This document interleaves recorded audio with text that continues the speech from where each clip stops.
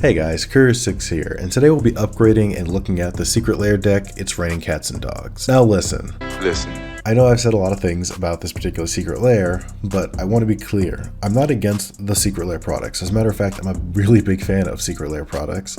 I just have issue with how the shipping practices for these products have been handled in the last iteration. I still really like this deck. I still really think it's a cool product, so I definitely want to be involved with it. And also, I have a girlfriend and she loves cats and she would absolutely kill me if I didn't get this deck for her, so you know, didn't really have a choice.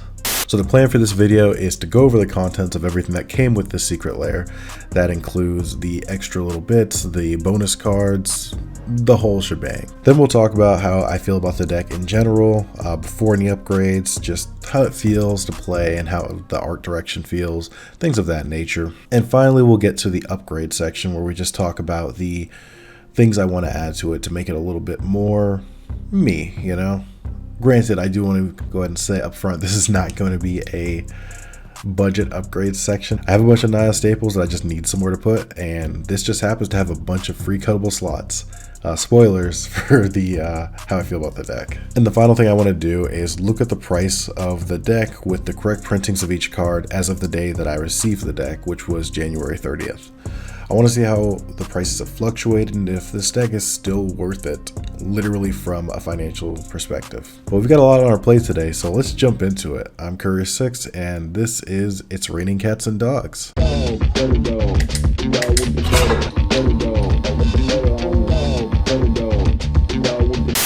What's in the box? So when first opening the box, one of the first things that you'll notice is that it comes in another box. Once you've opened that box, you'll notice a cool Secret Lair insert like they all have, and then another box. Once you've unwrapped that box, you're finally actually to the box with the Secret Lair in it. It comes with a couple cool things. You get this poster that has the Renin Siri on one side and the 9 lives on the other side. And then you get this cool paper life counter thing. It's actually holographic, and the numbers are too, which is kind of a nice little feature. And then you get to the actual deck, and I was pretty confused at first when I looked at the cards on the front and noticed they weren't holographic. I was very confused. Then I realized that Wizards just gave you 3 hard cards with it, which is pretty cool. Getting into the actual cards now, we have a foil Renin Siri the Inseparable that's double-sided, which is really nice looking on both sides.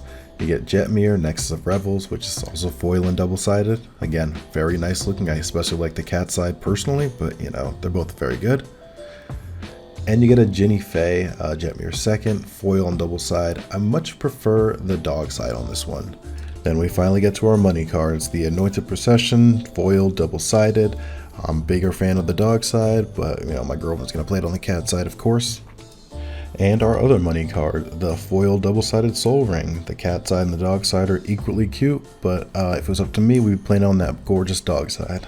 Skipping the rest of the deck for the moment, we've got Yoshimaru, Ever Faithful, and 9 Lives as bonus cards. I think they are gorgeous. I don't think I'd actually play 9 Lives in this deck, but Yoshimaru absolutely goes in. And the last cards that come with it are going to be these tokens and basic lands. Now I want to talk a little more about these, so that's why it's not the same shot. Sorry about that.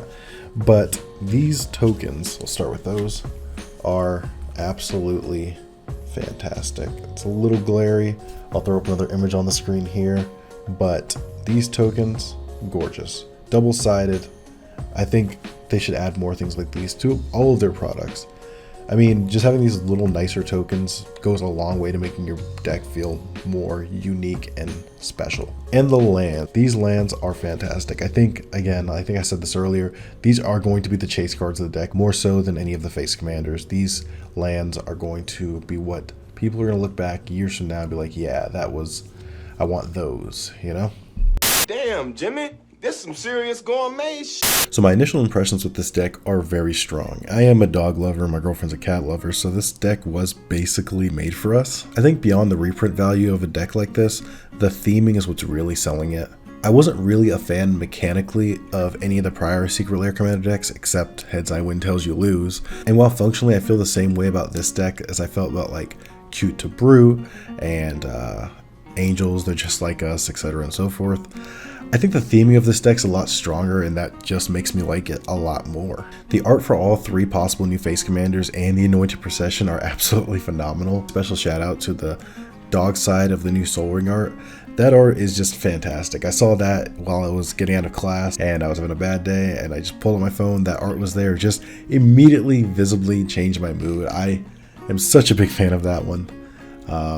So Nano, thank you for that. It really did lift my spirit. It's so cute. Bottom line is this deck feels very premium, and you can tell while thumbing through it that a lot of time and effort went into curating the art and designing the deck so it functions pretty well. It just delivers a solid cat experience. The idea of giving WotC members a chance to just share their personal decks with us, I think is something I want to see continued a lot more. I just wish that they go back to the old shipping practices. So I'm not going to harp on that too much.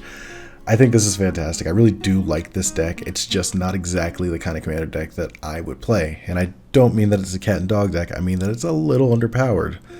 Alright, Secret Lair, it's raiding cats and dogs. I see you. You can talk the talk. Do you walk the walk? Before I say anything else about this deck, I just want to say I think the deck designer, Corey Bowen, is an awesome dude. He seems like an awesome dude. I don't know him personally, but seems like a really nice guy. And it seems like he did put a lot of thought and care into this deck. Without making a single change, it functions just fine for a pre-con environment. It feels like it does really well in a pre-con environment. And if you're after that, you're in luck. The problem is I'm not after that, so I do think that there are probably some concessions made for this deck, like there was probably a board or committee that said, hey, we need XYZ cards out because they hold XYZ amount of reprint value, so you need to put in X amount more, you know, big six, or take out this parallel live so we can put in, you can put that in a different product. You know, if it feels like that happened, I don't know for a fact that's the case. I did message Corey on Twitter to ask him about these questions, but he didn't get back to me. I mean, that's fair. He's I'm sure a very busy guy, but I gotta make my guesses, and I highly doubt this is the exact deck that Corey plays personally, and that's okay. It gives us some slots for upgrades. Also, Corey, if you do get a chance to watch this video, Alien vs Predator Secret Lair when Corey. Anyway, this deck leaves us a lot of cuttable slots, so that's what we're going to talk about now. We're talking about the cards we're taking out and the cards we're putting in. And the first of these cards we're going to take out is Fleetfoot Panther, and in's going to go Selfless Savior. They're basically doing the same thing here by coming out, triggering a commander, and then protecting them. However, Selfless Savior is 1 mana, and Fleetfoot Panther is, well, 3, so this comes down faster and fulfills the same basic objective. The next card we're taking out is White Mane Lion, and going in is Prowling Serpapod. These two cards aren't exactly fulfilling the same role or anything, but I think the value of guaranteeing your cats and dogs hit the board is more important than bouncing them for reuse later.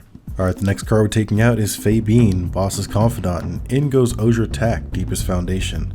I'm trying to keep the ratio of creatures, spells, and lands the same, so I'm cutting 1 cat here for a non-cat creature purely for the fact that Osier Tack is a token tripler that on its face is worth way more than Fabian's parlay ability. Alright, next up out is Warp World, and in is Teferi's Protection. Warp World I feel like is a little bit of a meme, and Teferi's Protection I feel like is actually a thing that will keep you in the game. Enough said here, no need to belabor this one. Next card we're taking out is Showdown of the Skulls, and in goes Guardian Project. Now, Showdown is not a bad card per se, I just feel like it's unnecessary in this deck. We're in green and we have better avenues for card advantage, such as Guardian Project that synergizes more what we want to be doing anyway, which is casting creature spells. Alright, next card out is Cast Out, and in goes Asika's Chariot. And I honestly cannot believe this wasn't included in the deck originally. It is literally the cat Olak. Cast Out is a decent removal spell, and again, we aren't necessarily trading category for category here, but I think we're fine on our removal for the most part, and Asika's Chariot is just too good of a flavor win to not throw in the deck. Alright, next card out is Oketra's Monument, and in goes Carpet of Flowers. Oketra's Monument ramps us, and the token generation is nice, but it's not the right type of tokens anyway. Carpet of Flowers ramps us most of the time, and most of the time it's also just going to allow us to play more creatures over the course of the game, and bigger creatures faster. I think it's just a better card. Alright, the last two non-land cards that I'm trying to cut are Kit Kanto and Cursed Mirror. And in these slots, we have a few cards. I'm personally putting in Parallel Lives and Doubling Season, but I understand that most people just don't have all of the token doublers. I just happen to pull them, so I'm going to throw them in there. But if you don't, some other options you could look at are Orabo, Roar of the Worlds, and Growing Rights of Mythalmach. They'll both be on theme, and they'll help forward your plan of just getting a bunch of creatures out and triggering your commander, and just kind of doing the thing you want to be doing anyway. As far as our lands go, we're going to tackle that right now. You'll want to cut 6 basics, 2 of each, a Jungle Shrine, a Sheltered Thicket, Scattered Groves, and add in the appropriate shock lands, a Mana Confluence, you have Maya Crable of Growth if you have them, fetch lands maybe. Some other choices there for replacement are the appropriate slow lands that check for 2 or more lands, the channel lands from Kamigawa. You really just want to find as many dual lands you can that have a chance to not come in tapped, especially if you aren't running the fetch lands, but really run what you have. Mana base is something you work on over time, and it eventually gets pretty optimized, so just keep saving up and get the mana base you can when you can afford it. Hey, so I just noticed that my monitors are like different colors, so if this video is really orange, I did it because I was referencing Cat Dog. It's not a mistake, don't worry about it. Anyway, now we're gonna look at the financial value of this deck and see where we're at with it. I think we should probably be positive based on what I spent. Even if you take out the Parallel Lives, the deck still seems like it holds a lot of value. I did go ahead and throw the whole deck onto Moxfield with the correct arts and printings of each card, so let's take a look at the financial value. Alright, so before making any of the changes I plan to make to this deck, we are looking at 487.07 as the value of this deck, which is like good, you know, that's like really good. Obviously the big cards here are going to be the face commanders, so you got Jetmir, Ginny Faye's worth about 20, we got, oh god, Rin and Siri at 43, Soul Rings at 64.95, that's kind of crazy, and Anointed Processions at 61. The other big money value card in the deck is going to be these basic lands, so $6.57 for the forests, the mountains are at 451, and the plains are at 458. And with each of the decks, you get, 10 plains, 5 mountains, and 7 forests. So that adds up pretty quick. Also, there's a couple other just like decent money cards in here. Skull Clamps in here, you know, that's worth a couple bucks. That's not the right art. Like I said, Skull Clamps in here, that's worth a few bucks. Basilisk Collar is worth a few bucks. Vanquisher's Banner is a couple bucks. Maxwood Nexus in here is a couple bucks. So this deck does come with some amount of value. Also, I added the 2 bonus cards into the considering pile. We have Yoshimaru at $56 right now, and 9 lives at $20.46. So the total value, if I quickly add these to the main deck real quick, just to get a quick number, the total main deck value now is $567. So in paper, this deck is worth 4 times more than it is valued at. Right now, you can pick it up on TCG Player for, looks like you can get this deck on TCG Player for a little over $280. Started out at $400, kept steadily dropping, dropped its lowest point to $277, and then starting to climb back up a little bit now, like $10 at $287. I hope to see this continue to drop. I don't care that I bought it on day 1 and will lose value. I really couldn't care less. Yeah, I just hope this deck continues to drop, and see all of these decks just go to people who actually want them for a price that's reasonable. We'll have to see about that in the future, because I don't know, man. Maybe it happens, maybe it doesn't. There's no way to tell. Alright, so that is everything I can say about It's Raining Cats and Dogs, the Commander deck. Honestly, I think this thing is like pretty cool. I don't like the amount of basic lands that come in it, is like my big takeaway. I do like that a bunch of basic lands come in because I can throw them in other decks and they're very pretty, but otherwise I think the deck is pretty good. The value is pretty good. I do hope that the seal product just drops like a rock so people can get this, and if you do get a chance to pick this up for a reasonable price, I think you'll enjoy yourself. But that's all I want to say in this video. If you liked the video, please be sure to like it. This is the type of thing I'm going to be doing a lot more of. Catch me in Chicago. I'll be there hanging out, playing some Commander. I'm not going to be any of the main events, so if you see me and you want to play a game, just hit me up.